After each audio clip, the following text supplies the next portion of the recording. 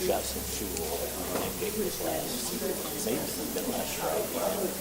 There was some guy dropping off snowmobile from all sorts to get toward the food, and another guy there had something else. And I kind of understand that they're like 2.5 weeks old.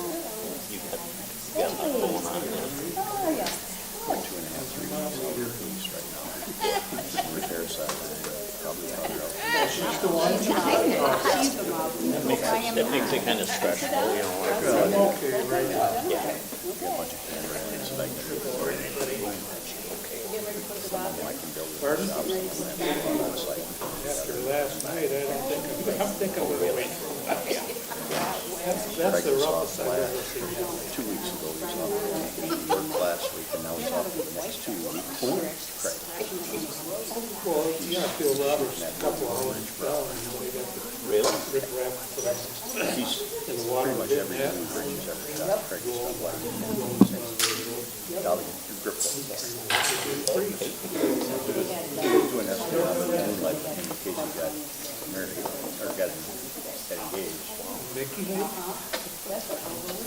all done, man. Evening, I'd like to call this meeting of the Wyoming Township Planning Commission to order. Can we have a roll call, please? Paulson, Wagner, Vershave, Bott, Allen, and Wyand and Springsteen are both absent and excused. Thank you. So you have the agenda in front of you tonight. Does anyone have anything they'd like to change about the agenda? Do you want me to have it done? Yes, please. But one more thing, Tina, is normally we say the Pledge of Allegiance at the beginning. It was on here. It's not, yeah, it's just kind of an unspoken. Then let's do it.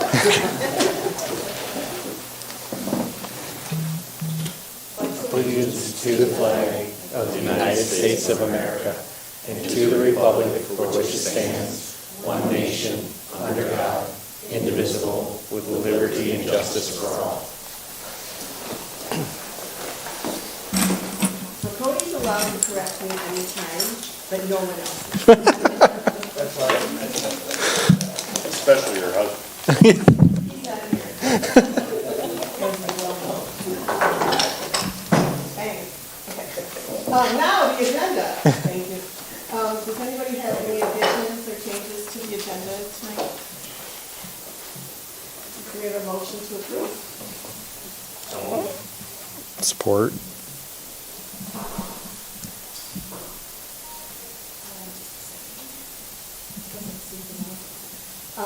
We have a motion and support. Any discussion? Hearing none, motion carries. Conflict of interest statement. Is there anyone on the planning commission that has a conflict with anything on the agenda tonight? Okay, hearing none, we'll move on from there. We'll move on to public comment.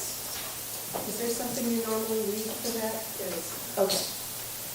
Then we will take public comments. Are we going to take public comment on agenda items at the time the agenda item is being discussed, or all of them? Only, you will only have it, there is a public hearing, so during the public hearing.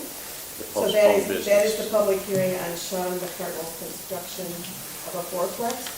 The CLU, so the Clark one is, you would have to make your public comment on. Is that what you're asking? That's what I was asking. Okay. Sonny Wheelock, 9954 North Long Lake Road. The Clark Farm is one of the very few centennial farms we have in our community. It's been in the same family for over 100 years.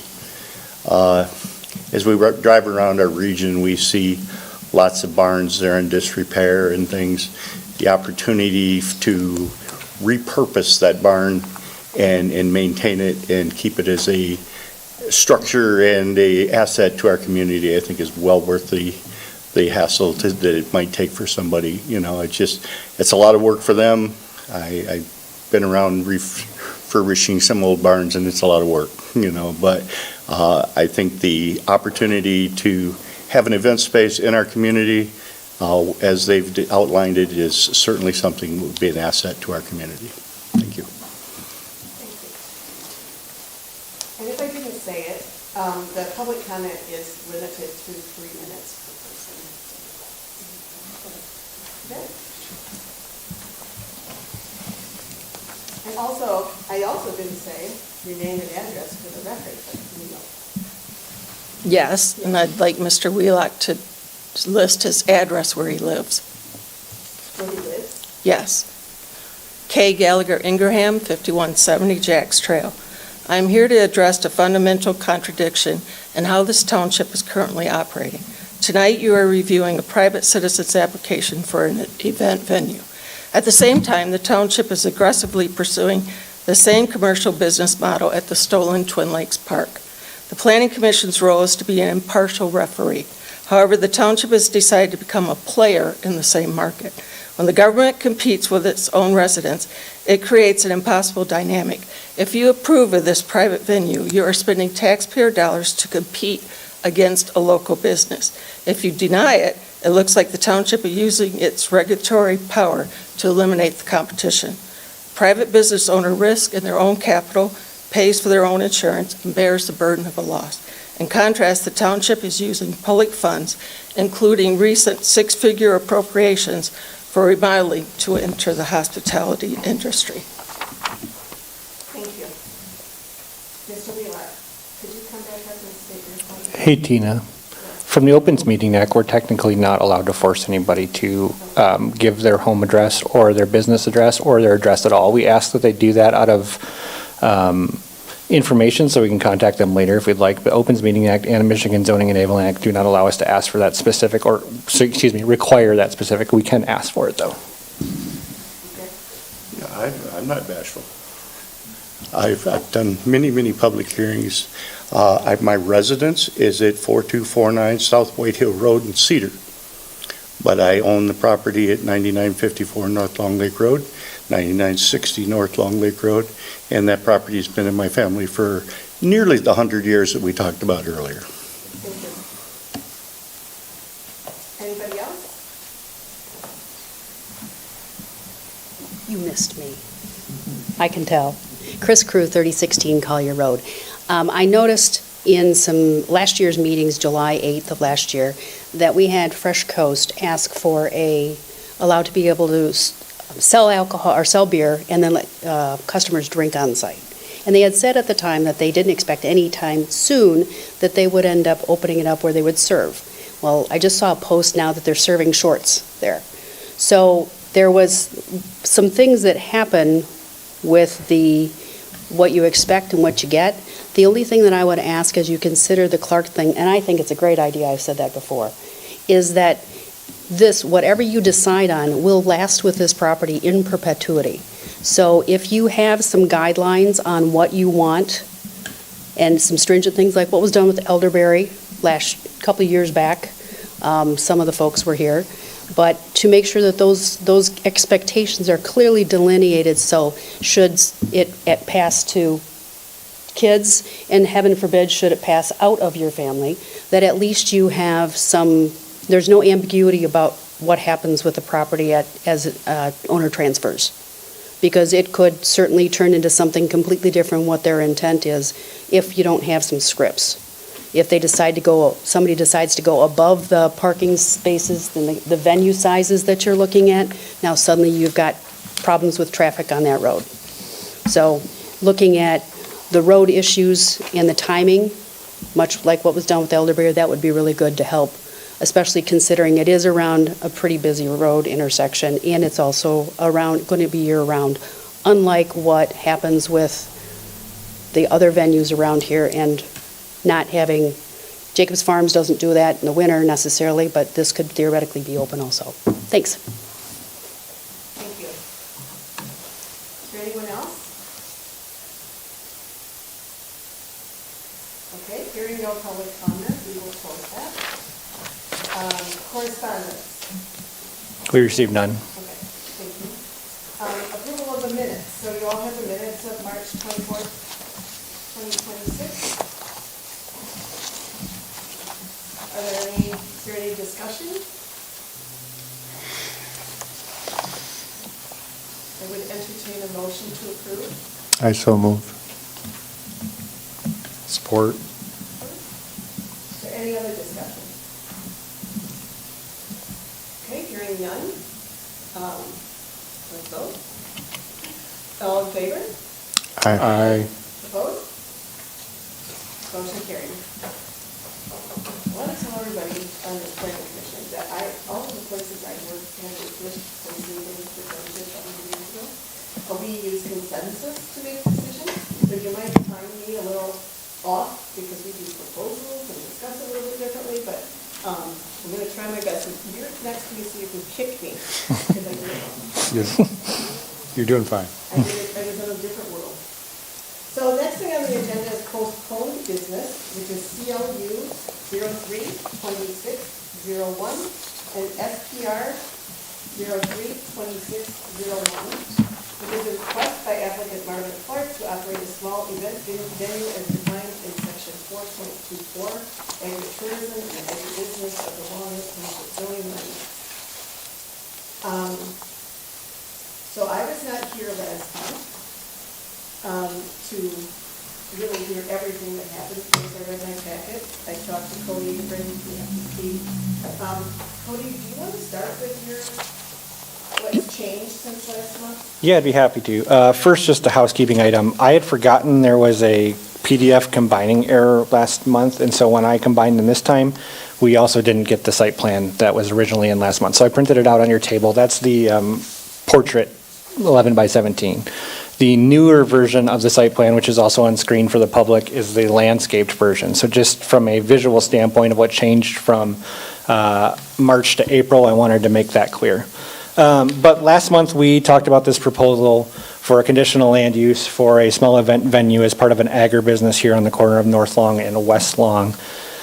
A couple of the things that the Planning Commission had asked the applicant to clarify were kind of three big buckets here. One was traffic, one was parking on sites, and one was vegetative buffering or buffering in general. So I wrote another memo going through those in a little more detail, but I'll do it anecdotally here. So on the version 2 site plan, the landscaped version, the one that's on the screen, Matt, if you'd scroll up just a touch for me, the AADT, or the average annual daily traffic as measured by the Grand Traverse County Road Commission, is listed on each road. North Long on the north side of the property, which is 3,000 cars per day, and on the west side of the property, which is almost 4,000 cars per day. So that would be the average annual traffic that we find in that area.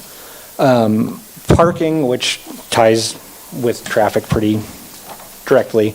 The primary parking location that the applicant has suggested here at the front of the barn, the zoning ordinance for a small event venue does not give us a quantity, nor does it require that parking be paving for an agribusiness small event venue. So the quantity that we see that's able to fit in that primary parking spot of 96 by 128 feet in rectangle, if you look down at the bottom of the site plan, the applicant and staff made a quick sketch showing what in the number of parking spots we could have. So the zoning ordinance does require that for parking at a 90-degree angle to have 23 feet in length and 8 feet in width. So that shows those parking spots in red.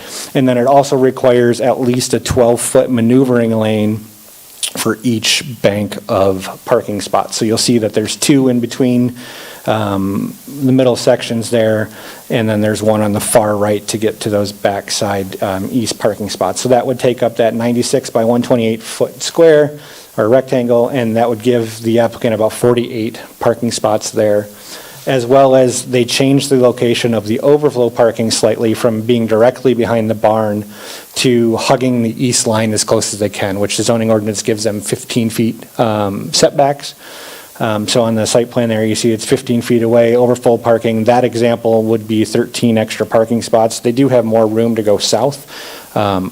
I honestly don't know what the correct number of parking is. The zoning ordinance allows you guys to make that decision as far as what you think is adequate. But that would give them 48 plus 13, which is, 61 parking spaces there. So that's their clarification on parking. They kept the portable restrooms, catering vehicle, and dumpster on there. And then the last item for clarification was talking about the vegetative buffer. We heard from a concerned resident, actually a couple concerned residents on the east side of the property talking about they would like to see some buffering between the proposed small event venue and their homes. We actually sent staff out to get a clear picture, clear picture of what's currently represented with the existing trees that are there. You'll see that the applicant proposed to add up to 6 evergreen trees in kind of the southeast portion of that site plan, filling in a gap that there's some, not deadfall, but their evergreens are losing needles, and there's definitely a little bit of a gap in the existing buffer. So that's what they're proposing there. This is all explained in a little better depth in the memo, but that is the general changes from last meeting to this meeting. And then I'd also like to remind everyone, the zoning ordinance gives the planning commission a little bit of flexibility on parking. It gives you a little bit of flexibility as far as amplified music being indoor or outdoor and what time to shut that amplified music off. And it also gives you some flexibility on hours of operation. So those are all should be items to discuss tonight, and I included that as well in the conclusions of your memo for both this memorandum and then the memorandum from last month. So. Okay, thank you. So commissioners, thoughts?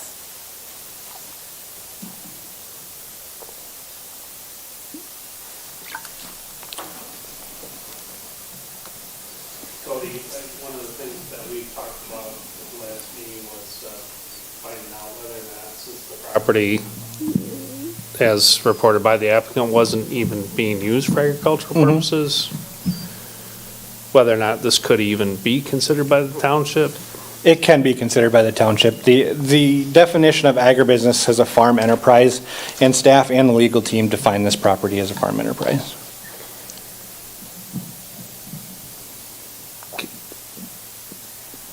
Based on what, I guess? Based on that, the fact that this is a centennial farm that's been farmed for over 100 years and the use has been agricultural in nature for that duration. Farms are allowed to have years where a crop isn't planted. Okay. State law goes into a little bit of a definition as far as the Right to Farm Act. And they're allowed to have intermittent years where they can either have fallow land or they can just not choose to plant a crop, but they are allowed to continue to operate that way. Okay.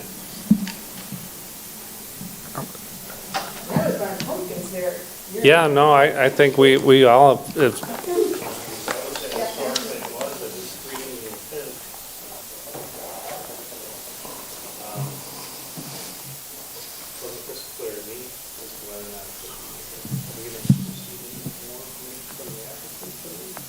You can ask, the applicant is present in the audience, so if you would like to ask some questions, they're here to answer those for you. I mean, are you going to ask them about their intent to farm it? Is that your question? No, Oh. just on the uses, I just, with the information we've received on this part, particularly in light of some of the questions and concerns that were raised by the public and myself, if you really quite as much this last meeting, I just assumed that the point of tabling the discussion would be to get some more information from the applicants so that we can better understand the numbers, the times, the music in, the music out, identification of parking is helpful. Those are all conditions, sorry to interrupt you, if you weren't finished. Those are all conditions that the planning commission has the flexibility to control. As it stands, the applicant had written their letter with the intent to operate a small event venue. If they choose to run it 3 days a week, that's their business choice. If they choose to run it 7 days a week, that's their choice. If you guys decide that that's not what the intent of that portion of the zoning ordinance is and you'd like to limit the operation hours, you have the ability to do so, but that's my understanding of their intent so far.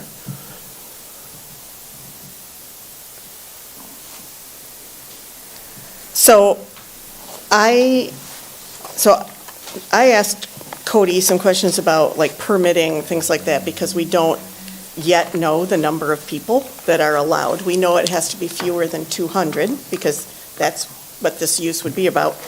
But we don't know if it's going to come up with 100 or, 300. We have no idea. So until then, I want to make sure we just address that in our conditions to make sure that we, whatever the number would be.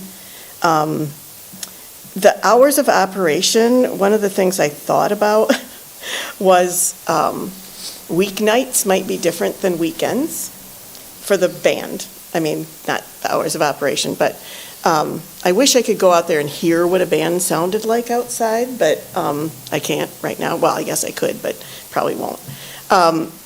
So that was kind of, I wondered if maybe 9 made more sense, and then Friday and Saturday night was later or something like that, just because there might be kids in the area. You know, we don't know how developed other things around there might get. That was just something I thought of. I'm not saying that's a thing. And I absolutely don't have any concern about this being agriculture in nature.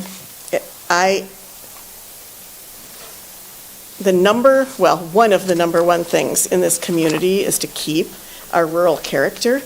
And whether they're farming it today or they're not farming it today, the fact that there's a barn there and it looks more agricultural, we have actually had, in fact, right down the road at Old Barn Road, we required they kept the barn whether they wanted to or not because it looked more agricultural when they developed the housing.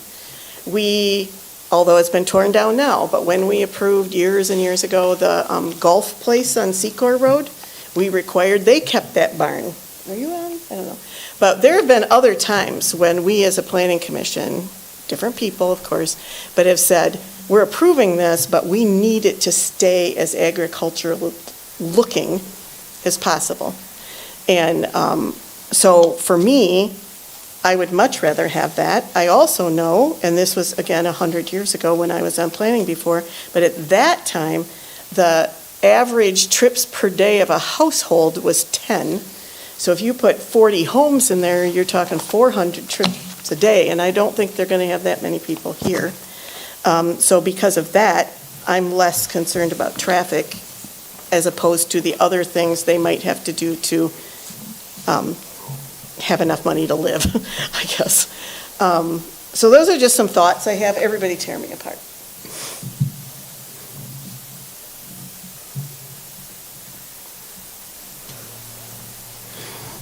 No, I think you summed up the same kind of things I had. I wasn't here at the last meeting, but reading through the minutes and the concerns that were in there, I think the buffers are kind of addressed. I think the parking is probably adequate. Noise is probably my only concern as well. And like you said, I don't know hard to say how that's going to carry right on a summer night when there's a band playing, but if the band's indoors, that will certainly help. So I don't know if that's a condition we put on the use if we approve it.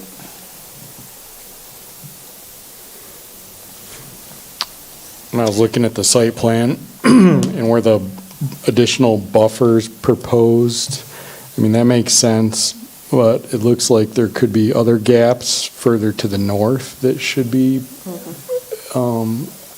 bolstered as well. Looks like there's a 2-track through there. Yeah, right there behind 2929. I think something there, I don't know, did you guys review how the robustness of that buffer in that area? Is it? Go ahead. When we went there, yeah, I mean, there was a small little hole that we saw in the picture earlier, but it looked pretty good vegetation. There's some trees that were dying, but in conversations with Parks, it sounds like they were willing at our direction of where to put the buffers to help. But we didn't get that far up the Longwood Road.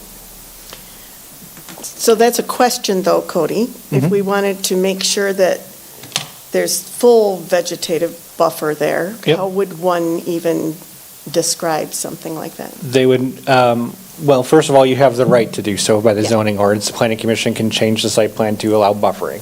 So the way you would describe it is potentially requiring the applicant to plant evergreen trees because you don't want deciduous because leaves fall off in the fall, not in the spring. So evergreen trees in areas with a gap larger than X or in particular areas as identified by you folks tonight. So you can direct us to draw right on the site plan and edit the site plan in the meeting. So like Commissioner Bott mentioned, looks like maybe a 2-track goes in there to the north property.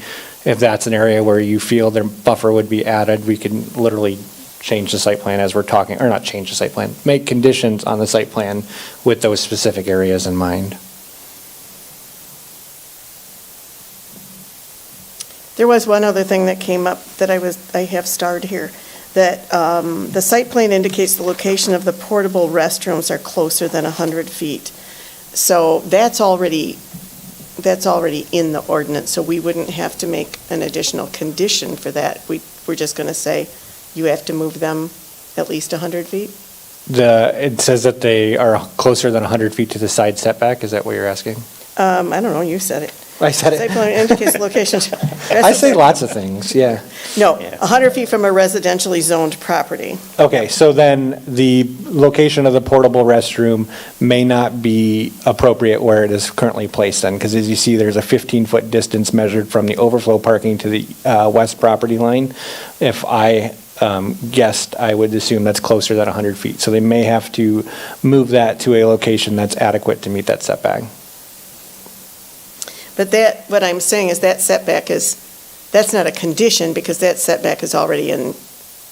Correct. It would be, you would want to clarify it as part of a condition of your site plan review because staff missed that dimensional variance. So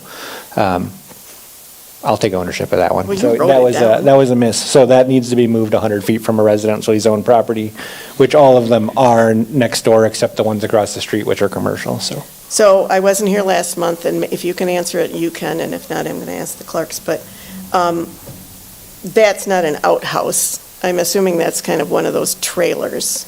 Do we That- need to say we don't want a bunch of little green, because I'm going back to what Chris said.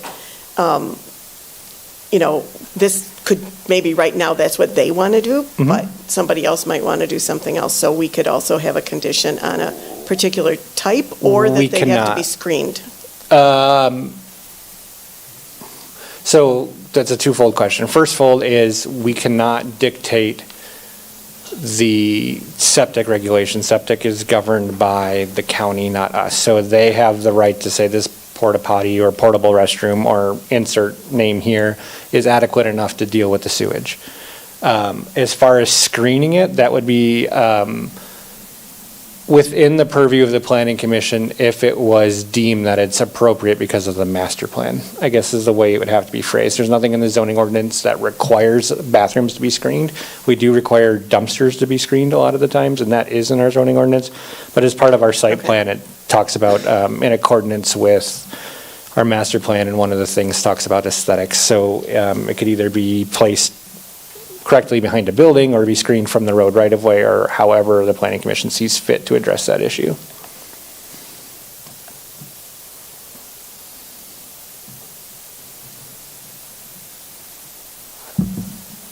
One of the other things that I remember talking about was whether or not this had been reviewed by the fire department, and I realize it's probably not part of our purview, but I wonder if that has been addressed. It is. So it's complicated, and it's only complicated because it's confusing. So our fire department has the right to review it for access purposes, meaning when we do site condo reviews, we make sure that people have 2 points of ingress and egress into that site condo so that if a house catches on fire, the fire department can then go and address the fire. So that's an access standpoint. So when I called chief and talked to him, he said he was going to review it. I haven't heard back from the fire department formally. But the review they're making is if a fire breaks out, do they have access to the barn to be able to put it out? It's close enough to the road where they're going to have access to do that. The thing that we don't have purview on is whether we're going to require a sprinkle system or whether, like, those more in-depth details are like exit signs, those types of things. Those are all done either by,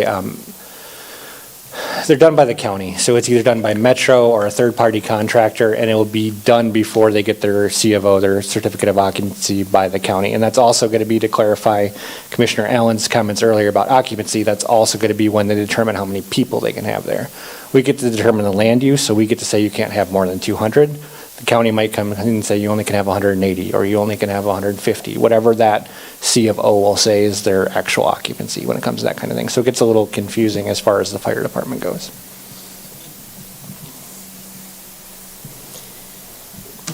Cody, if you're not actually applying for a building permit, they're using the existing structure, where does that review take place though? I'm confused. Granted, I'm not a builder. when the planning commission approves a land use permit, a conditional land use permit, one of the things that is common, and I always encourage you guys to put as a condition, is approval from all outside agencies. And what that means is we won't allow them to operate that small event venue unless we have all outside agency approval, so road commission, county. So if I don't see a C of O and they hold an event there, I'm going to actually start an not me personally, but our staff is going to start an enforcement against them because they haven't given us this certificate to occupy the building as a small event venue. So that's going to have to be on the applicant to go to the county and say, hey, this is the approval I've got from Long Lake Township. What steps do I need to ensure to get my certificate of occupancy? So they're going to have to, it's an independent process they're going to have to go through. But what would the county be approving on? Because you call it a change of use. It's going from an agricultural use building, which they don't have codes on, to a small event venue, which they're going to consider you're going to need exit signs, you're going to need a couple other items that to host an event there, because that use is changing. So when the township receives complaints Mhm. about this, assuming that an approval is granted, how is that addressed? The approval that's granted is not revocable, as I'm understanding it.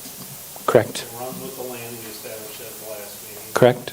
So whatever we approve tonight, if we approve something tonight,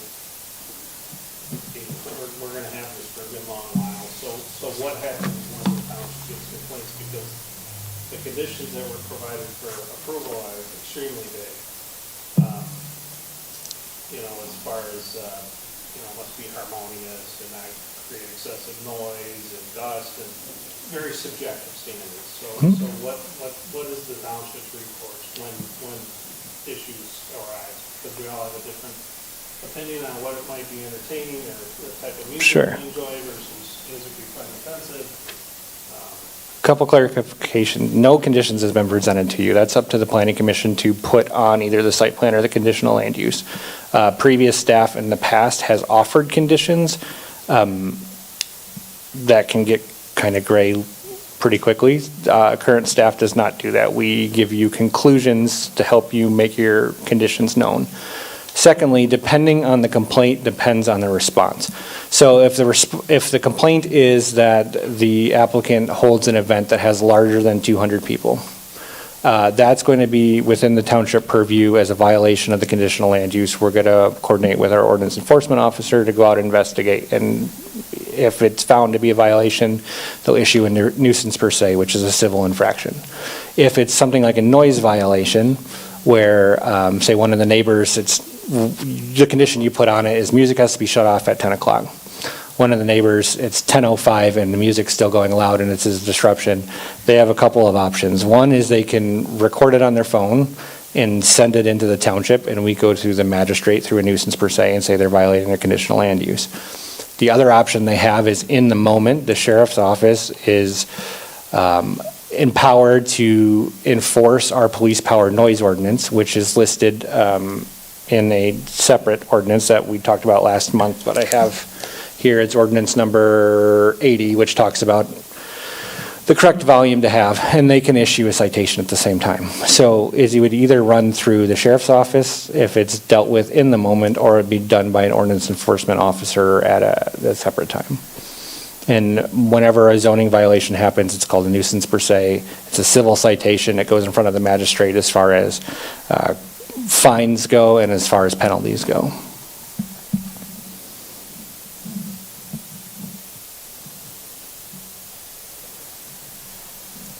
You have a couple more questions. I keep hearing Chris talking about the world in the future, right? Mm-hmm. So, the vegetative buffer, we really only have the right to do what's here right now on the site plan. Do we have the right to say that as trees come down, you have to replace them? I think so. I think if, the way I understand it, if that's a condition of the site plan to maintain a vegetated buffer, you can use that phrasing, and then if a gap or multiple trees come down or a tree comes down, then that's something that they'll have to maintain. We do the same thing. We've done it with a couple other applicants who have been required to install a buffer, and they actually planted X number of trees, whatever it was, and some of them died because just nature, all their trees don't necessarily take, so they had to replace them. So if you use the phrasing maintain a vegetative buffer, then staff has the ability to keep that enforced. Okay, so this is the site plan. So if something is approved tonight, Mhm. there's the use, which is just saying you can use it this way. Correct. The other is the site plan, and that's what says where everything is. Correct. Those both are what goes into perpetuity. It is not, somebody else can come in here and change where the parking is, right? It has to be, without getting permission. Without a different procedure, correct. Correct. So Okay. the way our zoning ordinance works is our CLU and site plan run together. So there are certain things that staff are allowed to do an administrative site plan review on. They're small in nature and have a few provisions. They're in Article 24, I believe, that outline, and we have a very strict thing. So an example is, we had a business that had parking and they needed like 3 extra spaces. It was within the 20% that staff's allowed to review. Instead of wasting your guys' time with the updated parking, we were able to do that ourselves in-house. But anything larger, so like if a new building was going to be added or a new use in conjunction was going to be put on it, they would come back in front of the planning commission for either a conditional land use amendment or a site plan review amendment. Yeah. Okay, so the two things so one is a catering vehicle, which you have like there's a spot for a catering vehicle, but we don't know if they can have one, right, yet. That's something that somebody can permit, or they just can put it on there? They could have it if they wanted to use it. The catering vehicle is kind of vague because I don't know if it's going to be. That's what I was going to say. It's just really vague. Sure, you could. So catering vehicle could mean either a food truck or it could mean literally a van that they pull food out of the back of and take inside. But we could put something on that it has to be temporary in nature. Like it's not. Yeah. It's a vehicle, so. It should move. They're not If it's a vehicle, it should building move. something. Okay. Mhm. So, movable. I mean, Not sure what that means, but okay. And then the other thing, I'm back to the restrooms. Because we're approving the site plan, Mhm.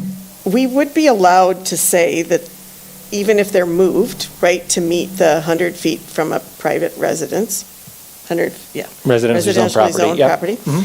that we could say that we want them to the back of the property. Yep. And the same thing with the dumpster, because if I don't know if this is true, so sorry, you guys, I didn't look at your everything. I know your property pretty well, but not where the dumpster's going to go. If I'm looking from North Long Lake Road, seeing a big bright dumpster, and I get people get to do that, but I'm thinking that with this, it's going to be bigger, because it's not just going to be my little tote. Mhm. Is it possible to say something like they need to be behind? I would barn or phrase it something? to be consistent with other zoning decisions, screened from the public right-of-way. Okay. A lot of our dumpsters, and actually I would encourage you to do this, are screened on 3 sides. Obviously, the trash company needs to be able to service that dumpster, but a lot of the times we require commercial entities to screen with either vegetative or privacy fences. And then same with the porta potties or the restrooms or whatever we want to call those portable restrooms.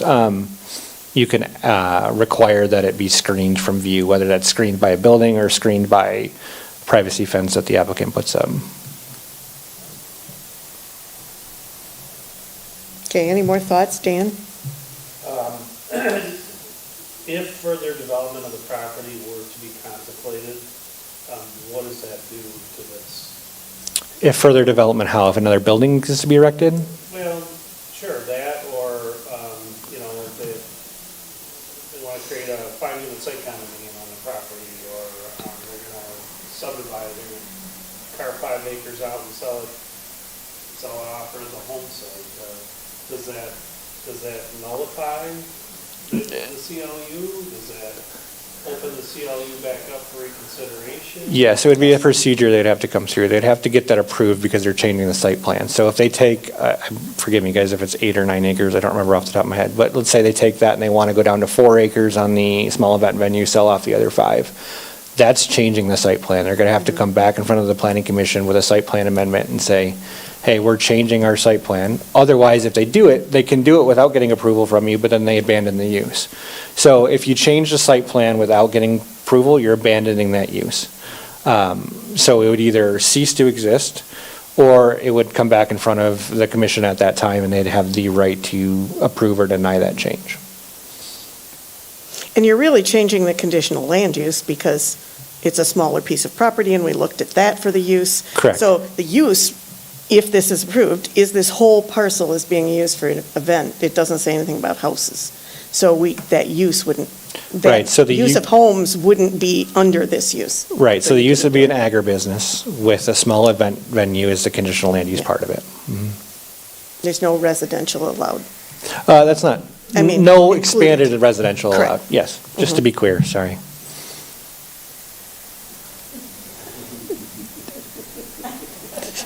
No. Sorry. Sorry. You have anything else to say? What do you think about the dumpster screening and the bathroom out of view? Yeah.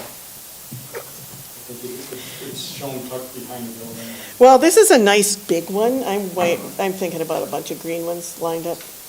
Although I will say that's kind of an agricultural use, but, yeah, I was just thinking, we just say it's where it is, but like you have to put them there. Other thoughts, people? I have a lot of thoughts. Anyone you want to say, Dan? I said it at the last meeting, but we're kind of a weird spot here that I think Bob and I were the only ones here at the last meeting. And I there was a couple people that were at the last meeting. Would you like to say them again? What I said at the last meeting that I guess I would like to say again is, rather than the 7 of us, tonight 5 of us, try and troubleshoot this and think of every possible little scenario that could possibly make life visible from the adjoining neighbors, not through the intent of the Clarks. And it's not what I'm saying here, but what, if anything gets approved tonight, it's going to be approved forever, you know? And these folks, as much as you might try, you're not going to live forever. I'm not going to live forever.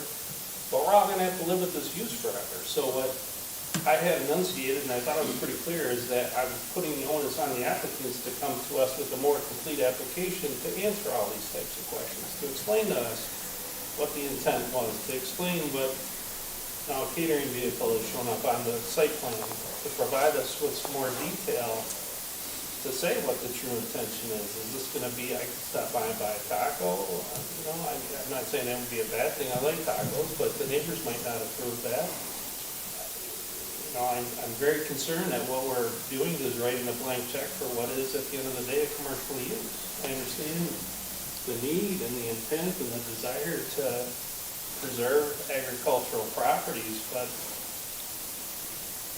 it just feels like there's way too many rounded corners for me.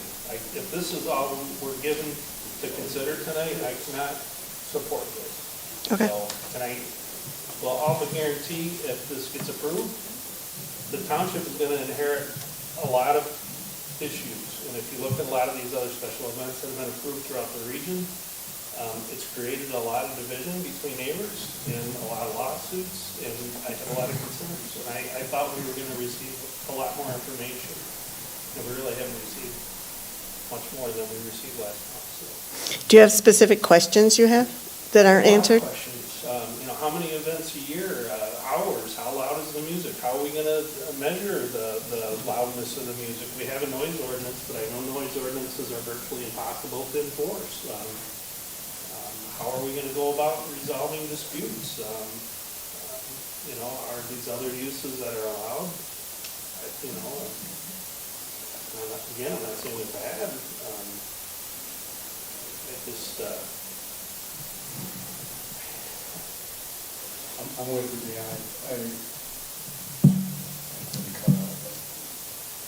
Yeah, as I mentioned last time, I think, you know, we're supportive of the concept and what they want to do. The thing I have an issue with is that we're kind of like crafting a proposal with them, and it should be presented to us, then we review it with all the conditions and all the, we're gonna have so many events per week, it's limited to 100 people, all the details. Like when Jacobs came in front of us years ago, it took them some time to go through it, but, it was very specific in the number of people that were allowed to be on site. I enforced that, but there was those kind of criteria that were evaluated. Cody said we don't know how to quantify the parking. We have to start with something as far as like occupancy and what, are we gonna have weddings that are limited to 100 people, 200 people, 400 people? I don't know. There's a lack of specifics. It shouldn't be our job to, try to write the conditions. But it is our job to write the conditions. It's 100% our job. Yes. Yes. But we shouldn't start with nothing. Oh. That's what I'm saying. I don't know. Tina, may I interject real quick? Yeah. So to that point that has been raised, the applicant per state law only has to prove compliance with what is in the zoning ordinance. So right now, the zoning ordinance, if approved as is, states that the small event venue is 200 persons or less. So there's your quantity of people. Regardless of if the county allows 300 or if they allow 150, 200 is what the township would be permitting if you approve the agribusiness. As far as the noise goes, we have a noise ordinance that's in place. The applicant has indicated that all their amplified music is going to be indoors. That is a condition that the planning commission can choose to enforce or place on the property, citing reasoning for doing so. And then it also states that the planning commission is supposed to direct the applicant on buffering and hours of operation. So when I'm working with an applicant, I want to provide you with all the information needed to make your decision, but that's not a metric that I can coach an applicant to provide you when the onus from the zoning ordinance is placed on the 7-member board to come up with that criteria. Now, if the applicant wants to voluntarily stand up tonight and say, hey, we're only going to run till midnight, or we're only going to run till 10 o'clock or 8 o'clock, whatever their choice is, they can do that. But as it stands right now, if you were to approve it, the application is under the zoning ordinance, so it's under those buckets. So I guess I'm not understanding how to help applicants come more prepared than they already have with the information that's provided.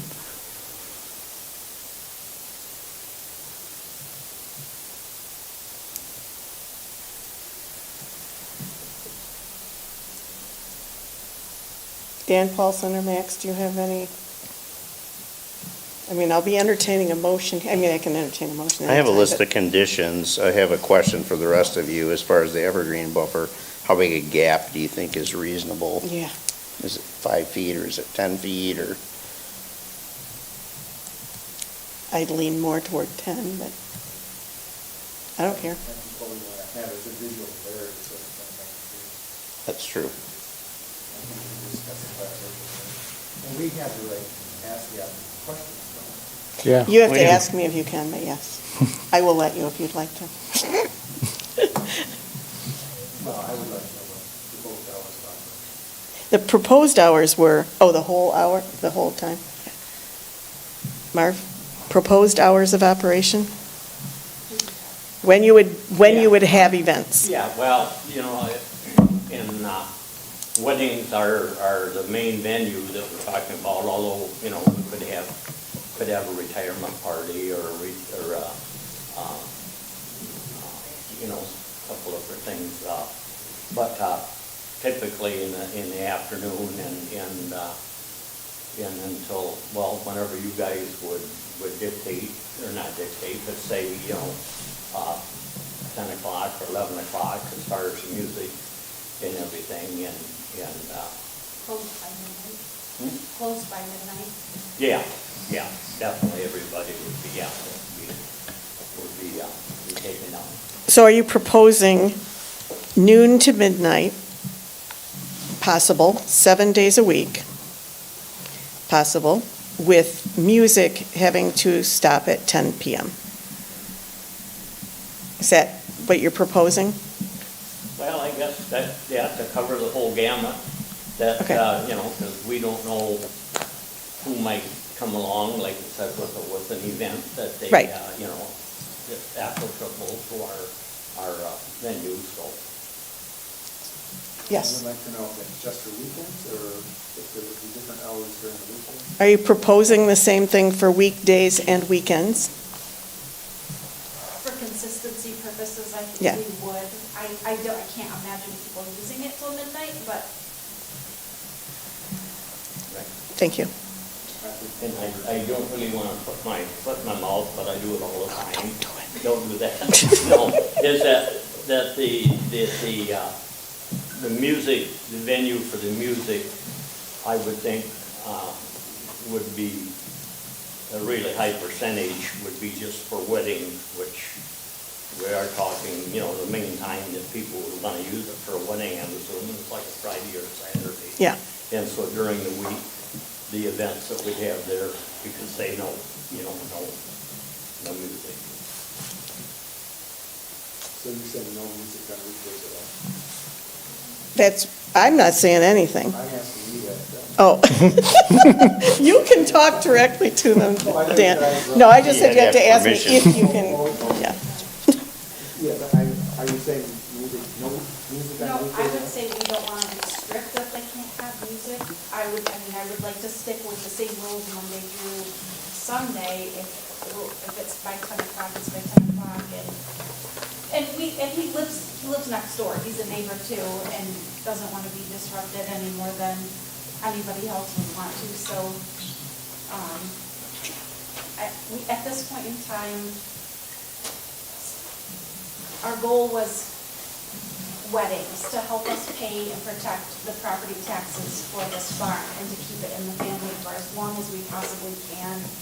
And knowing that if there's any changes that come down the road, that this use would go away. And if it were to be sold, it would go away, pending a sale if that ever happens. But that's not to say that, like we utilized the Long Lake Friends Church for our celebration of life for my mom. And it's not a very big space, it's beautiful, but if somebody wanted to do that at the farm, we would like to offer that type of service. Or if somebody wants to have an art gallery where it would be, it would fit the use of our property, we would like to offer that. And it would just be easier for us, probably like Jacob's Farms, if it were just consistent Monday through Sunday, whatever those hours are, whatever you agree to. I would be concerned about those hours on school nights. If there are kids in the neighborhood, I would be more inclined to restrict the music until 8 o'clock and the opening hours until 10 o'clock On weeknights. on weeknights. Yeah, there are lots of businesses that have different hours. Yeah, that's your list, okay. I kind of already had it. Okay. Any other concerns you'd like to address or you're thinking of? I will think of more later. Well, you can't. I think Max is going to make it. Go ahead. Do Do you want to, I'd be curious to hear what our list is. Okay. I'm still adding hours of operation.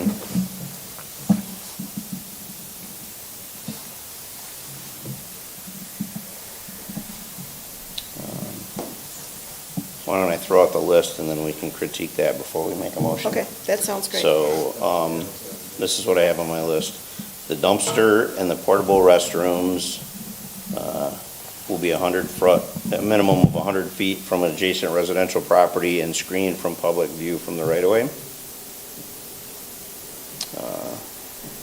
Hours of operation, noon to midnight, potentially 7 days a week. Music will be indoor only and will end at 10 p.m. on weekends and 8 p.m. on weekdays. A evergreen buffer will be maintained along the eastern property line, and any gap greater than 10 feet, I guess.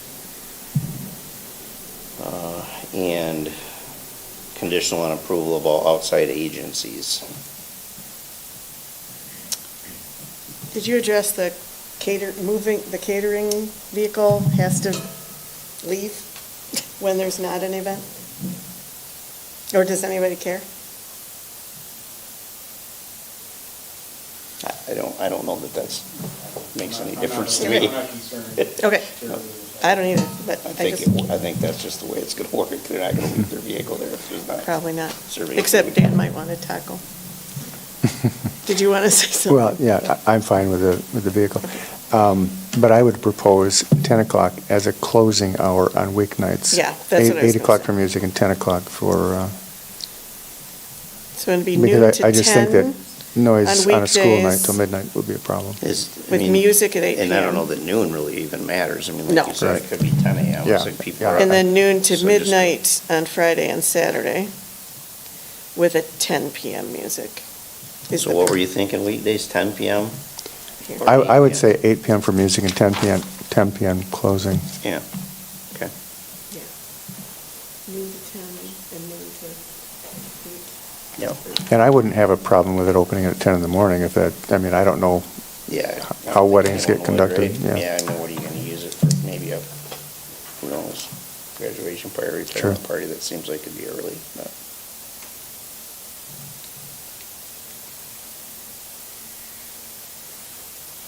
Is there any other discussion before we call for a motion?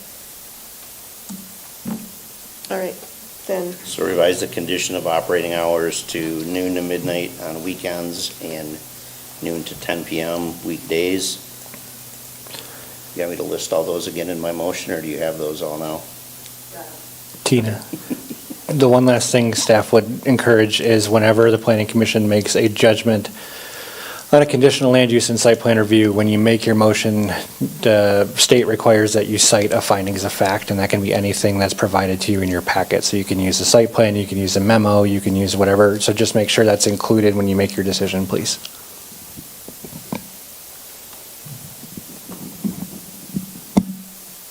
Can we just say in the packet? You could say Site plan. something along the finding of facts found in the memorandum dated March 20th and April 21 respectively.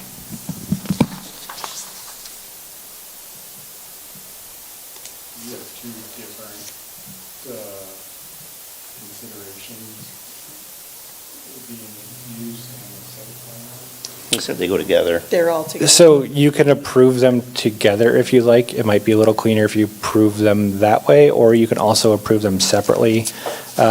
Because the hours of operation is going to be a condition of the use, whereas the buffering is going to be a condition of the site plan. So the way that I've heard you guys describe the conditions you're debating, you may want to approve it all together, or if you want to separate it out, you'll have to separate out your conditions based on which one they belong with. I'm okay with it being together. So I'm still waiting for an actual motion, Are you? yeah, from somebody. I'll give it a shot. Again. Is my mic working? I'll make a motion to approve conditional land use 03-26-01 and SPR 03-26-01 based on the finding of fact in the proposed site plan and memorandum dated May 24th and April 28th with the following conditions. Operating hours, noon to midnight on weekends and noon to 10 p.m. on weekdays. Music will be contained indoors and will end at 10 p.m. on weekends and 8 p.m. on weekdays. The dumpster and the portable restroom will be located a minimum of 100 feet from a neighboring residential property and screened from view from the public right-of-way. An evergreen buffer will be maintained along the east property line in any gap greater than 10 feet. And approval will be obtained from all outside agencies. I think that's everything. Do I have support? Okay, motion and support. Is there any further discussion?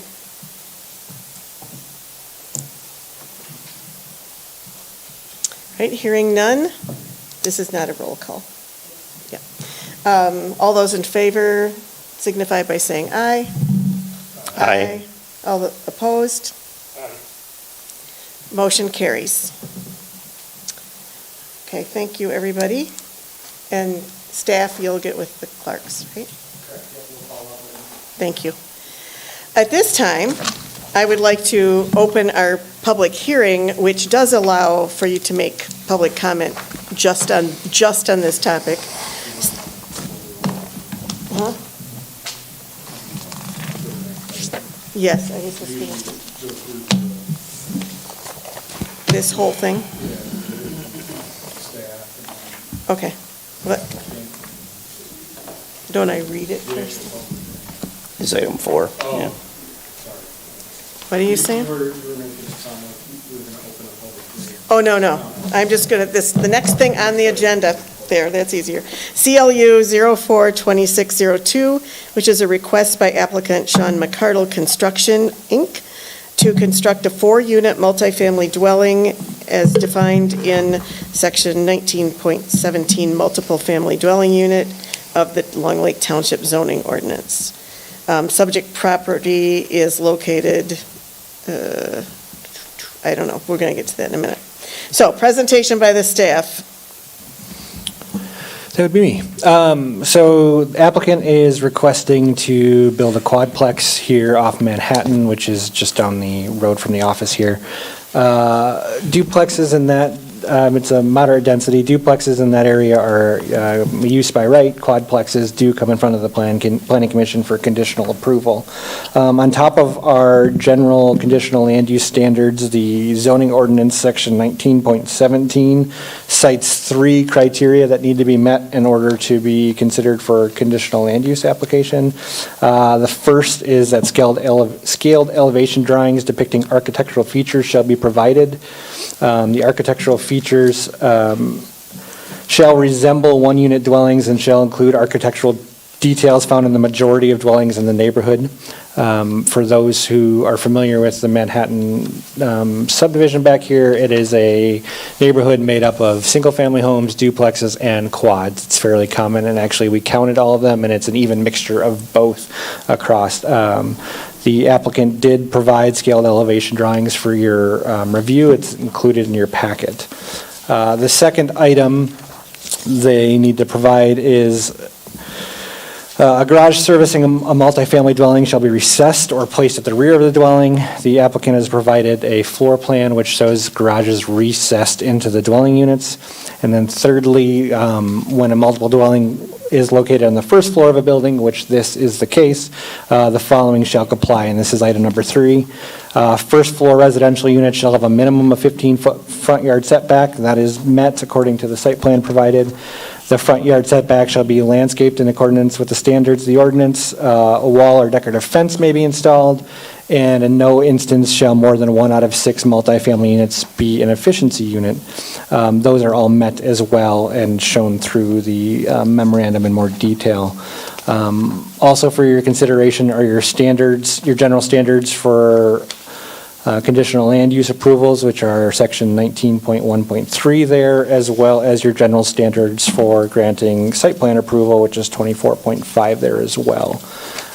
As part of that review, staff provided conclusions for you in your memorandum packet, citing those items, as well as reminding you of the ability to place conditions on either the conditional land use or the site plan review as outlined in the zoning ordinance there.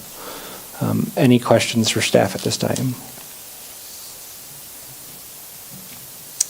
you say the garage have to be recessed? So, yes.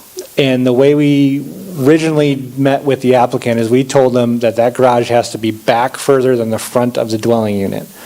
And for the life of me, I couldn't figure out why the zoning ordinance said that, but yet we had recent approvals of multifamily dwelling units where that wasn't the case, where the garage actually protrudes some and it's the first point of contact off the road right-of-way.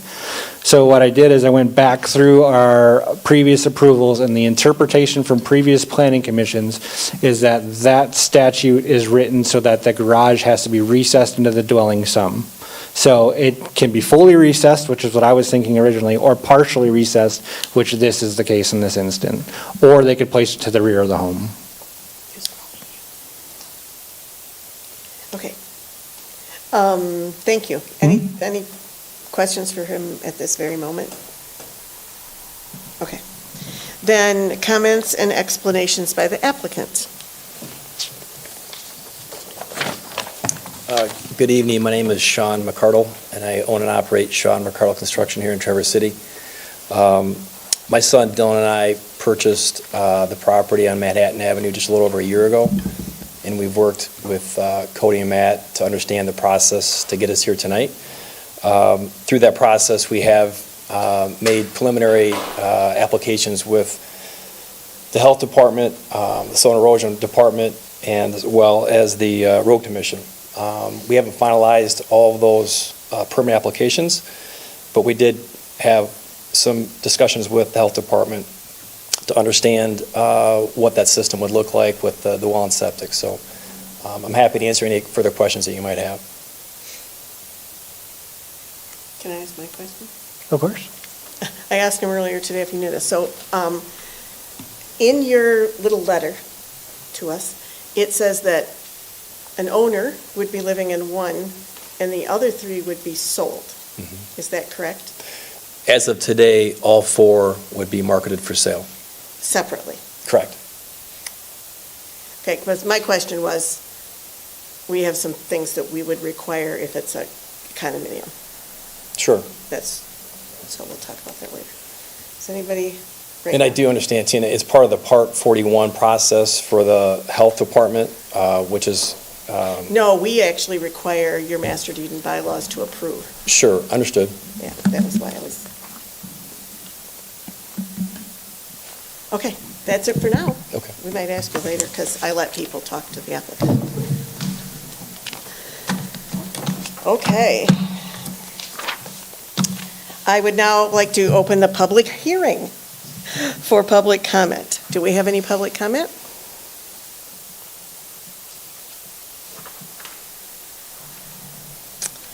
Okay. Oh, wait. Chris Crew, 3016 Collier Road. I think that on the development that's on the other side of the property, there's a buffer, a tree buffer that we asked to maintain so that there was, is there a possibility that we could look to maintain the same tree buffer on that side too? In case something happens on one side, it'll happen on the other, I'm sure. But that way if something transpires, at least we've saved some of the trees and maintained some of the privacy. That's it. Thank you. Anyone else? Okay, I am now closing the public hearing to public comment. Commissioners, deliberation. So back up real quick. It sounds like this is a community condominium. Is that what I'm hearing, Sean?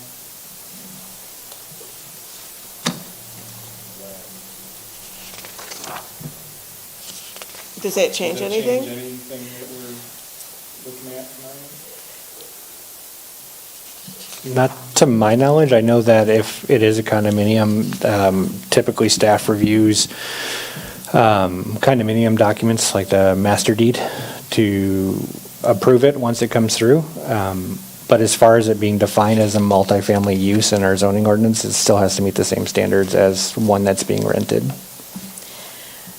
So there is a little list of like some stuff, but having been through the condominium development process and what is required for that, a lot of, and when we've done site condos, right, that we typically like to look at the bylaws because that is where the rules are. So if we find out they have a rule that you can't cut a tree on your side or whatever, right? Because now we are talking about 4 separate owners on the property. So I guess that was what I was thinking, that typically you can look at, like we could use that as part of our decision-making. Correct. So we, Property wouldn't be divided into 4 parcels, though, just a building, correct? Well, yeah, but what they can do with that is going to be written there. The property's common, I would assume. Yeah, but if they have a restriction, those restrictions are going to So typically, Tina, the way I've seen it work, sorry to interject, I guess I No, should that's ask okay. permission. Typically, the way I've seen it work when it comes to condominiums, like especially site condominiums, when we put a buffer on, can't cut X feet of trees in the back, that condition will be placed on the conditional land use, and then staff is then tasked with making sure that those bylaws, when they're recorded at the Register of Deeds, includes that statement to make sure that they're valid under their permit. And if they're not, then that use is invalid and they're going to be cited for a nuisance per se. I haven't found in our zoning ordinance yet anywhere where we have a bylaw review process, but it doesn't mean that you couldn't condition it on final approval or C of O to review those bylaws to make sure they're in conformance with your conditions that are placed upon it. Typically, Planning Commission delegates that to staff to do, but you guys could reserve that right if you so choose.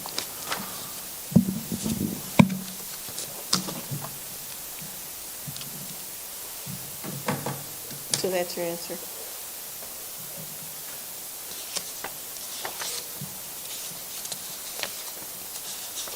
Any discussion from anybody? I think this is a needed housing type in our community. I think it provides, a more affordable price point that, we hear about time and time again, so. It is a conditional land use, it's going to stay with the land. Sure, that's good. That means there'll be 4 people that can There you go. have some, start building some equity and owned interest in a piece of real estate. The only thing I flagged when I went through this application was under the buffer areas. There was a note in there that the site plan does not indicate any disturbance to these buffers other than what is needed to construct a building, but I think we should put a condition on that. It looks like there's plenty of rear lot when you look at the dimensions of the lot. I was thinking maybe leave all existing trees in the setbacks, so that'd be 25 feet of trees on the back property line and 10 on the side property lines.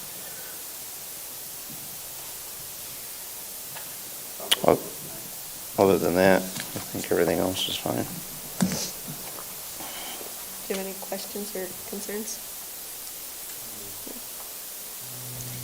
It's not a question, but a statement. This is a good example of something that you could require in their condominium docs because that's going to be your common area.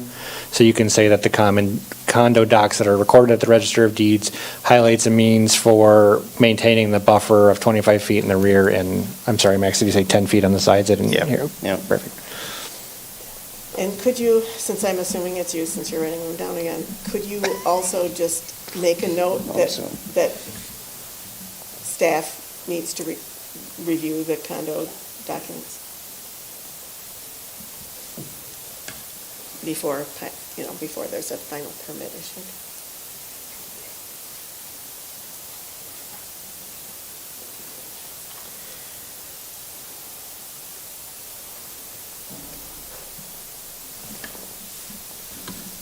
So, I will entertain a motion.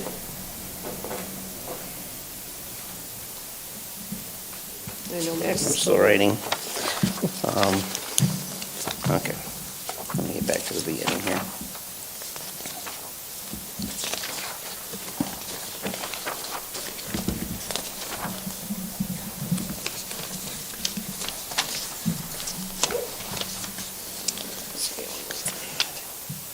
I'll make a motion to approve CLU 04-26-02 based on the findings of fact of the existing packet and site plan,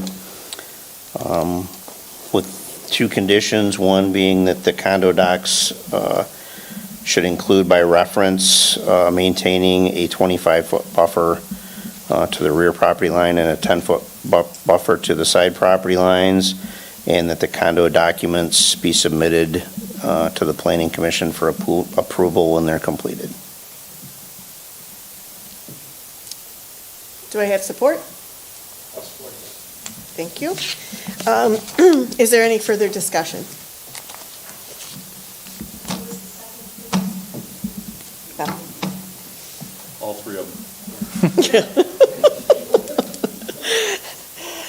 Just All right, real quick. Yes. Interjection. The motion as presented, you guys are reserving the right to review the condo docs. So I have that right? You're not tasking staff with that, you're tasking yourselves no, with? we're tasking you. Okay, the way Max stated it, I just wanted to, We task it to, if you want staff to do it, will you just amend that portion of your statement? I'll amend the motion to say staff will review the condo docs. Thank you, sir. Thank you, sir. all right. Now, is there any more discussion? Perfect. No, that's a good catch. All right, all those in favor signify by saying aye. Aye. Aye. Opposed? Motion carries. All right, thank you. So pending business, there is none. New business, we have 2026 priorities we're going to be discussing. Cody, that's you again. Yeah, that's me. So I wanted to hold a little space in our agenda tonight to make sure that staff is directing its efforts in conjunction with where the Planning Commission is looking to put its efforts for 2026. As part of our 2025 annual review that's submitted to the Township Board, you folks outlined a few planning priorities, all of which jive with the master plan. So if there is a hot button issue or if there's anything that would like to be reconsidered, I wanted to bring that up to hold a place for discussion tonight.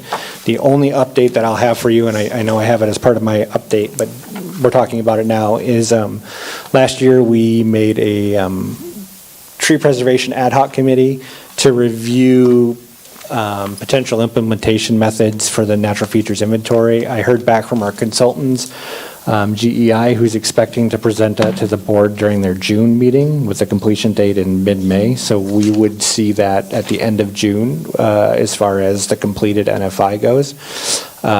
So I didn't know if efforts would be better spent in the next couple months working on a different priority that we had listed for 2026, or if the NFI efforts would be started up again. I know I talked to Commissioner Springsteen, and he did cite interest in being the representation of the Planning Commission as that ad hoc committee.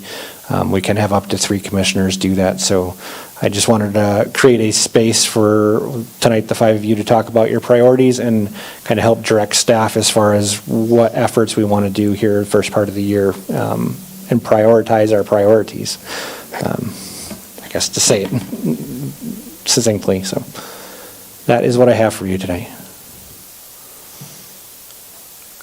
Okay.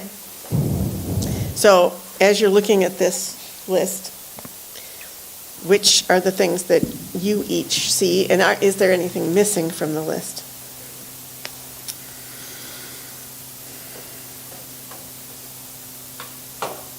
So I want to clarify, when you, before other planning commission activities, you talk about accessory dwelling units and housekeeping that were recommended to the township board. Yeah, that The was housekeeping one was passed, correct. and the other one was denied. Correct. Not just, not tabled or anything. Correct. It was denied by the township board. Okay. Can I ask a question about that? Is that something that the township board wants to continue to pursue? They have not. Or should we drop it altogether? I mean, I'll default to Commissioner Wagner as a representation. They have not formally asked us to pursue it further. My impression, and I can't speak for the others, is that I think that the township board would be supportive of something much more minimal than what was proffered. And just a couple of them who have talked to me outside of the meeting, at whatever, in town, Meyer, I would agree. There's at least a couple people who are pretty interested in continuing to at least have us talk about it, see what. So I'd like to have that be a priority because we already worked on it. Is that we, meaning you guys? Yeah, I would too. Okay. Yeah, I agree. I think, although it was denied at the board level, I felt there was room for us to come back with a different approach, or just, work through it. We heard what the issues were, and I think there's a path to doing something. And I assume you have notes on all those things to I do, yep. help us with, okay.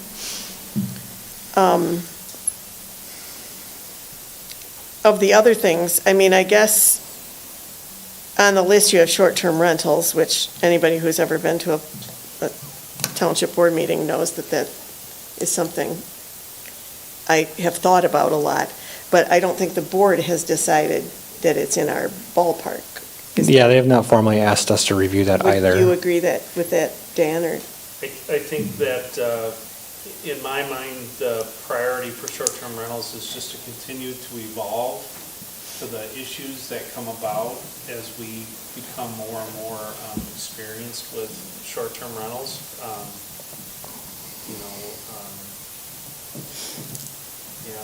And then recent court decisions that might influence different things. I don't think it changes the way that we handle them right now, but, just to be able to keep up and offer any alterations. I think everybody's kind of viewed that as like a work in progress, I guess my question is,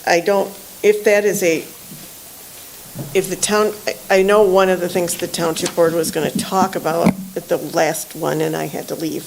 I made my comment and ran, was about the, should it be, the choices that were given were kind of like, does it stay a general law ordinance? Does it become only a zoning ordinance? Is it a combination of the two?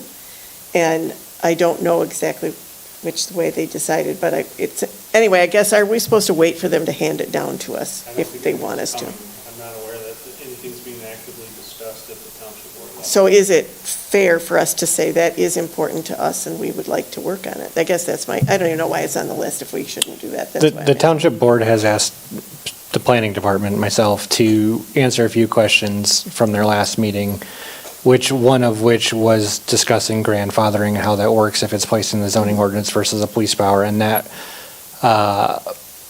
memorandum or presentation, I guess, was discussed this morning with Supervisor Lemkool, and he's looking to put it on the June agenda for the board based on their volume of issues to discuss. So it would not come back in front of you guys if the board chooses to formally ask you for it until the end of June at this point. So if we wanted to do that, we could still put it on here, we just would wait for that. Sure, this board, you should work in conjunction with the township board, right? There's no point to make zoning ordinance changes if they're going to shut it down.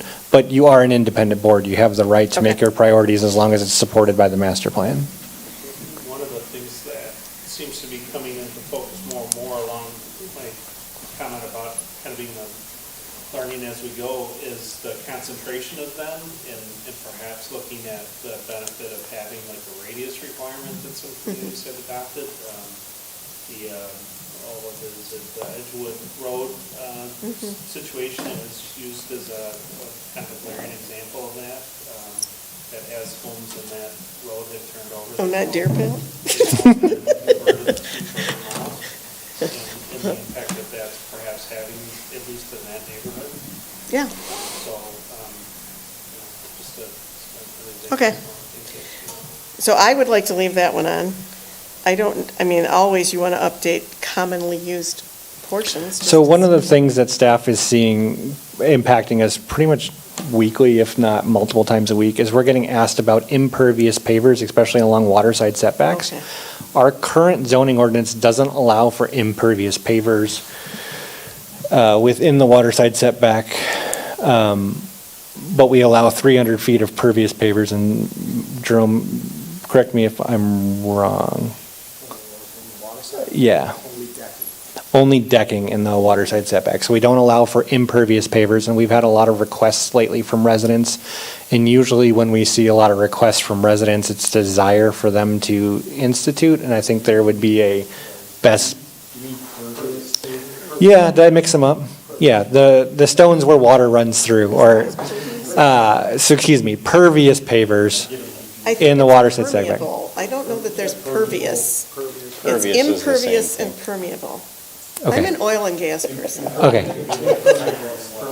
Material in which water can seep through in the waterside setback. So that's something we're getting asked a lot about. I think there's some subject matter expertise. Obviously, I don't have the right nomenclature if I'm saying it wrong, to bring in and kind of educate us on best management practices that come along with that, because that is something that Matt Jerome is receiving a lot of requests for. So that's high on staff's priorities, but we want to make sure that it has an audience if we do the work and bring it before you. Does that fit with the natural features? I know it's It could. inventory, but Mhm. it seems like those would, I remember that impervious surface Mhm. discussion. It'd be similar to a deck, I Long would say, time right? ago. The water can go through it. and I mean, colloquially, I can't even say that so word. the deck got- Common sense wise, yes, I think it would be, the but deck I don't has know to if be a off the subject matter ground a expert, certain Distance, correct? yeah. Yes. So that the So our decking has to be underneath between, it, where it wouldn't grow underneath it. right, our decking right now is 6 inches to 50 inches, I think, is what we allow for waterside decking. So that allows for rainfall to seep through Yeah. and permeate the ground. I remember, we're remembering Mhm. that discussion. So Anyway, that staff- one, Staff can bring in information to you, I just don't want to do that if you have higher priorities. I would just like it to be in conjunction with talking about natural features, because we're Sure. talking about waterfront. Seems like that, I don't want two different. Quick Cody question. Yes, sir. Is, are consultants working on a stormwater ordinance for us, or, because that kind of plays with that? We do. The township board, I think in 2024, approved our consultants to do the private road ordinance update and the stormwater control ordinance update, which we don't currently have one, so it'd be a new one. So they have made a first pass at that. Staff has reviewed it. That is pretty heavy-handed in a development standpoint for like a site condo or a private road. That hasn't necessarily been bridge the gap for lakeside residential. That is something that we can explore further. It does create quite a bit of lag time for permitting purposes, but it is something that we can look into the standards for sure. I'm not sure if it's better served by the zoning ordinance in a Right. section versus if it's. I was just thinking more, the topics are related, so. Yeah, the stormwater control ordinance would be a police power ordinance, so it wouldn't necessarily come in front of you. I'm hoping that the board allows you guys to review it, but. But if they're working on stormwater provisions, we could, Reference. reference Mhm. those and keep those, some, And that brings me to the other, oops, just coughing, sorry. The other thing I had talked to you about was, Okay. The other thing I talked to you about was sometime having a joint, and Dan, you probably haven't heard this from me yet, but having a joint Township Board Planning Commission meeting. Mhm. And these are the reasons why, like, we bring our pieces and they bring their pieces. Yep. And that makes all the pieces work together better. I agree. I did. So that's kind of what you're alluding to, like, how do we know all the things they're doing and how do they know all the things we're doing so we can do it right? kind of, I was just, yeah. That's what you meant. I remember one joint meeting maybe in the last Oh. umpteen years, so. I did mention that to Supervisor Lemkool this morning, actually, before this, and it sounded like, obviously, he's only 1/7 of the discussion, but he was open to it as long as we had clear goals that we're looking to achieve, because it can get muddy real quick. So as that's far when as- we can Mhm. see what's going on with I think there was a specific reason for the meeting that was had that I remember. Yeah. No, it was for a specific, maybe that was it, yeah. I don't know. But, yeah. Then my other question is, like, you've got three, well, if you could include accessory dwelling units, but you've got dwelling unit definitions, multifamily development standards, housing infrastructure. Those also seem really dependent on each other. I mean, for us. They could.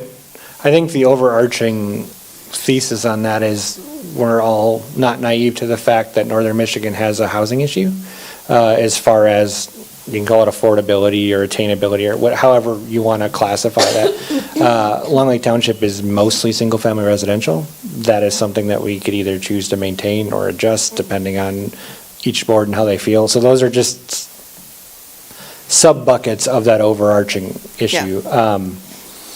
The dwelling unit definition is specifically when we define our dwelling units by family. That is a very hard term to define as far as whether you're blood related or whether you're common law or what have you. A lot of communities are trying to figure out a way to better describe the dwelling unit definition. Now, I haven't seen one that is like out of the park amazing, so it's still something that's kind of on the forefront of the planning industry, but that is something that we listed to keep in mind as we go through these other, terms of ADUs or different housing infrastructure projects, that kind of thing, so. I had one other thing. Mhm. And I saw it in the minutes from last time as public comment, and then it's also something I've been hearing about a lot. And it seems like we always have these hot button issues, right? Something happens somewhere, Mhm. and you go, oh dang, we better do something about it in Long Lake Township. What? Exactly. Data centers. Mhm. Do we have anybody we can copy? There's plenty of folks who are dealing with it. Some Yeah. folks are choosing to put a moratorium in place. Currently, as it stands, our zoning ordinance doesn't define data centers, nor does it have any use that would pertain, or allowable use that would pertain to data Okay. centers. If I received a data center application before it even came to you, I would question the developer on what use they're trying to Fit into? fit into.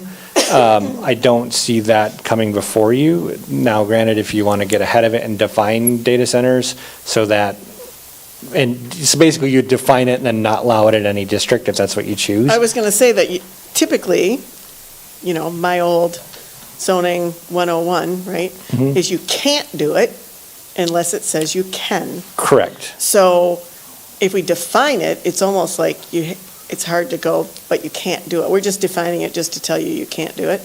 That's just kind of funny. So maybe we just shouldn't define it. But anyway, maybe some research and see where we are. Yeah, so state law says that we're not allowed to exclude any use, particularly if the person proposing that use can demonstrate a need in our 6 by 6 square miles. Whether or not somebody can demonstrate that need is up to lawyers, frankly.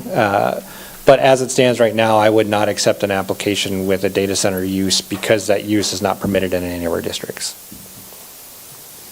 Hopefully that clarifies where we currently stand.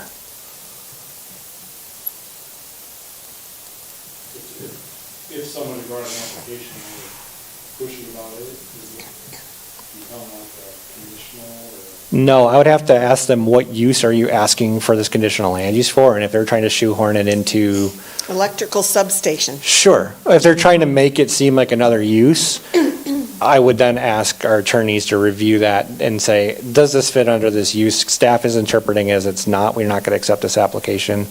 And we'll ask legal to make that ultimate determination for us on that. But as it stands right now, no staff is under the impression that we allow data centers in the township. We may revisit that. That's fine. What are you thinking, Dan? Well, The I other worry day. about how it could be perhaps perceived as an essential service. Mhm. And essential services, if I remember right, are allowed in all zoning districts. And I just pulled up, I just did a word search and there was for essential. And there is a sentence which says solar energy collections are not included in this definition. Maybe a simple text amendment to say solar energy collectors and data centers are not included in this definition. Yeah, that's a good point. I did use this essential services to benefit. You've done this before, haven't you? Once upon a time, that was questionable, and didn't end up coming down to it, but it is something you should be aware of. So we probably would like to visit it at some level and get some better understanding of what's happening. So like you mentioned, then it would be defining it, or at least acknowledging it in a definition. So it'd either be like Commissioner Wagner saying, either saying, hey, essential services, this is not an essential service, or actually defining data center, and then if your choice is not to allow it in any district, then just not allow it in any district, recognizing that we define it, and then go from there. So we can ask legal to draft up a definition on that, and then add that if that's the choice you'd like to do. Safer. I just feel a little safer. 'cause it's good. That's fine. We will, staff will take that direction and ask attorneys to draft language for the definition. We'll bring forth the zoning ordinance amendment, go through that process. I'm assuming not allowing it in any district is what I'm hearing, but I would just want to confirm. You guys can change that when it comes in front of you anyways, and then it will go to the township board. No. Okay. Is there any value in seeing what Garfield Township has done because they passed one? I know each state is looking at it. It's always good to check our neighboring jurisdictions. They have a little different desire as far as whether or not they want them, and they also have public infrastructure. So they have a little bit different cards in the deck than we do. But they also have public water and sewer, though. So they have the capacity for much higher volume of water a lot easier than we do.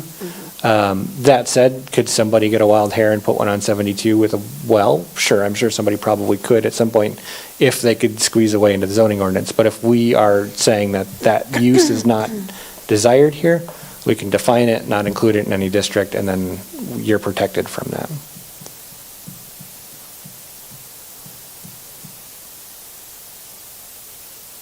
So is there anything else anybody's been hearing from neighbors that they want to make sure that we touch on this year?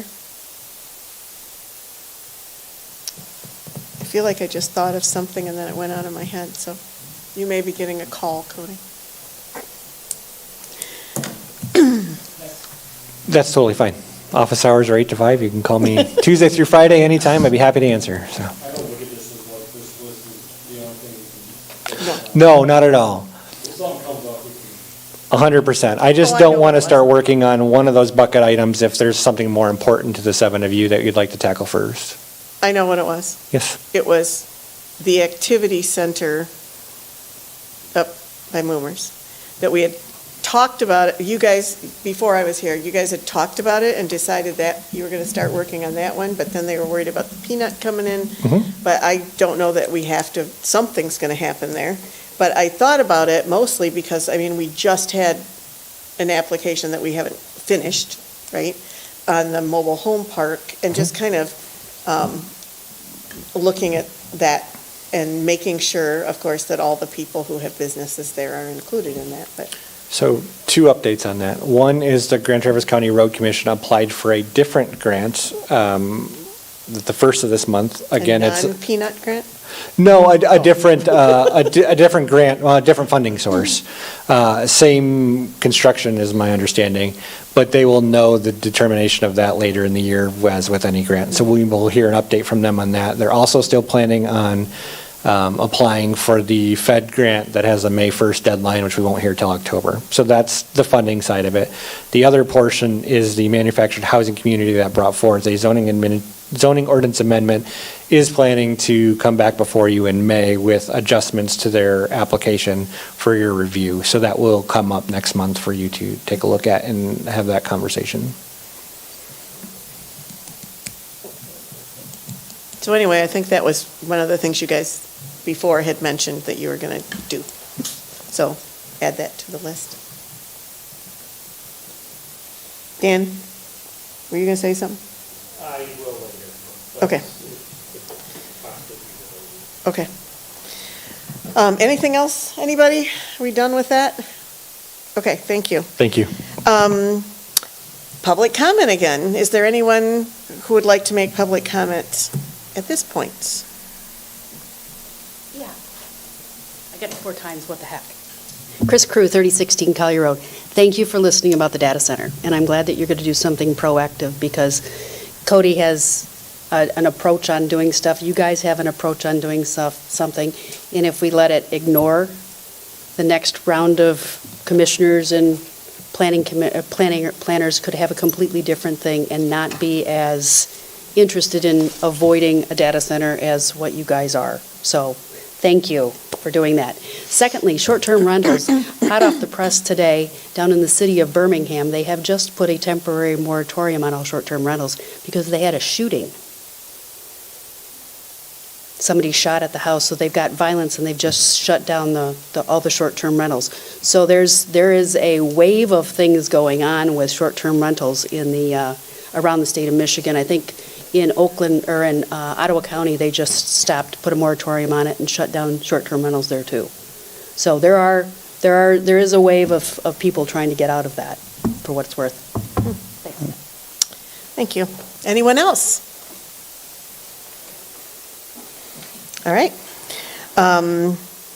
We're done with public comment. Reports. I bet this was it. Township Board report. Yeah, so at our earlier April meeting, April 12th was, the one very noteworthy thing that I guess I'd like to make mention of is the Township Board authorized to receive a U.S. Department of Transportation Safe Streets for All grant that could go up to $3 million.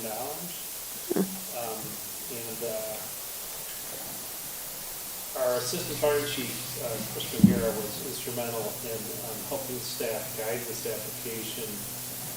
I believe this is one of three, I think, that was three, that was authorized in the state of Michigan. It was a very small, exclusive number, and Chris has some experience with this and the types of people that have been working on these types of projects through his day job activities, and this is, sounds like could be a grand opportunity for the township to maybe do some things like really move the needle on some community safety enhancements that wouldn't just benefit the residents along Lake Township, but our whole society. But I wonder if there would be some way to maybe even shoehorn in some work on that Phoenix down there by movers with that. It was not listed or anything even close to something like that, but perhaps even on the planning side, there might be some opportunity there given the crash history that it's well documented at those intersections. So. Did you say it was Safe Routes money? It was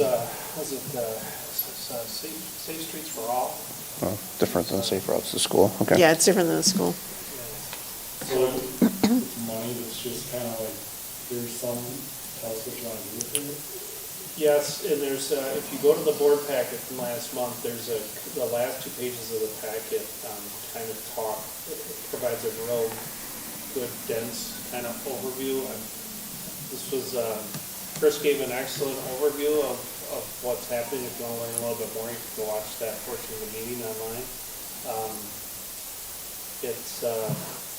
We don't have to spend the money. There is a match to it, but the match can be provided by in-kind services.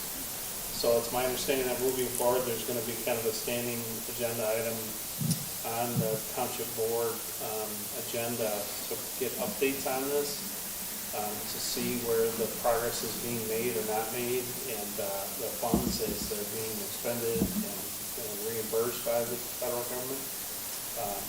So I'm not a subject matter expert by any stretch, but it is pretty interesting stuff. So, but other than that, it's pretty much business as usual at our last township board meeting. Commissioner Wagner, do you mind if I clarify a little bit on this? Okay. So Safe Streets for All grant is an annual grant that is done by the U.S. Department of Transportation. It's managed by NHTSA, I believe. And for 2024, which was our award year, we were one of 8 municipalities in the state of Michigan that were awarded. We were awarded 2.4 with a $600,000 in-kind match. Those activities are for 2 big things that we have to do. One is create a safety plan, so think kind of like a master plan, but for safety in the roadways. And then the second thing is it's a planning and demonstration grant. So the other part of that grant is to demonstrate activities that would help us in achieving those goals set out by that safety plan.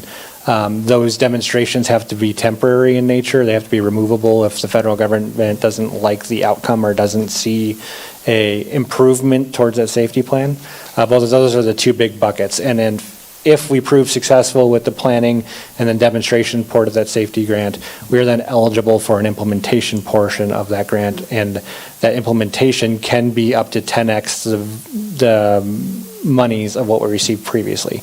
So if we were able to prove efficacy, instead of $2.4 million, we might be open to $24 million of implementation monies for that. So. Okay. Anything else, Dan? Okay, thank you. ZBA report. Nothing to report. We haven't had a ZBA meeting in 3 months, 4 months, and sounds like nothing on the horizon, so. Cool. Nobody coming for impervious surface?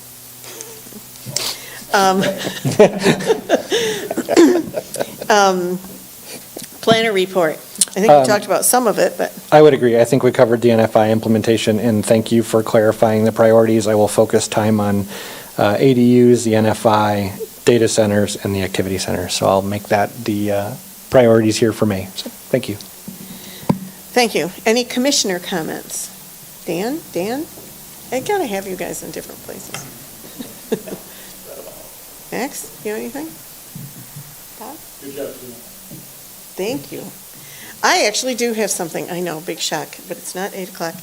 I did want to just kind of talk a little bit about what I do. So first of all, make sure you call Cody if you have any questions on things. That was something that came up. I had a couple questions on that, like who can I talk to if I'm a planning commissioner and I have questions? And the answer is staff. Okay. So make sure you do that, because you like that, don't you, Cody?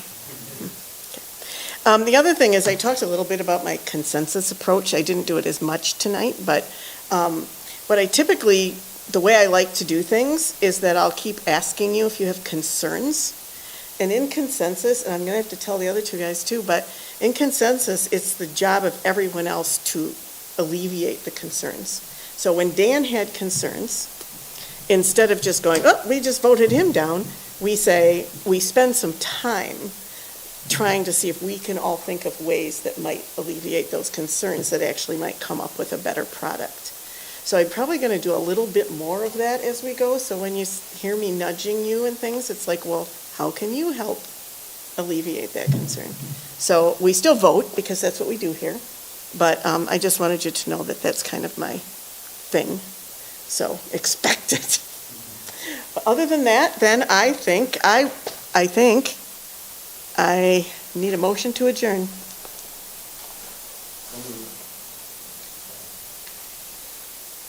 We are adjourned.